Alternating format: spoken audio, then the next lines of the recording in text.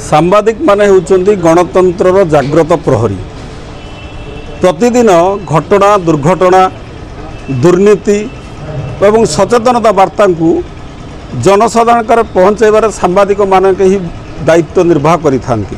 किंतु बड़ दुखर कथा सांबादिक मानक पई आज पर्यंत सरकारी से भला किछि उपहार देई नाहंती।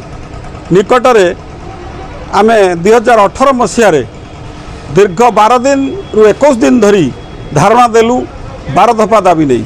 मात्र आमको गोटे लॉलीपॉप भाया गत सरकार धरई 2 लाख टंकार स्वास्थ्य बीमा। किंतु आज देखंतु बिहार सरकार घोषणा करिछि मासिक 15,000 टंका भत्ता।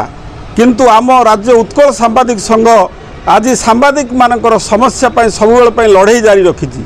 राज्य सभापति विभूतिभूषण कर निर्देश रे आज प्रत्येक जिलार हेडक्वार्टर रे जिलापाल हो कि अतिरिक्त जिलापाल हो कि उपजिलापाल हो तांको जरिया रे आज सांबादिक मानकर सुरक्षा एवं मासिक भत्ता प्रदान दाबी रे आज आम जिलापाल जरिया रे माननीय मुख्यमंत्री को एक स्मारक पत्र प्रदान कलु, जहाँकि आज भद्रक जिलार 50 रु ऊर्ध्व सांबादिक बंधु यही स्मारक प्रदान रे आज सामिल होइचंती। तेणु आमर दाबी खूब शीघ्र सरकार आमर जो 2 गोटी दाबी रही मासिक भत्ता और सुरक्षा आईन की प्रणयन करंतु, जहाँकि सांबादिक माने एवं परिवार लोक उपकृत हो पारे।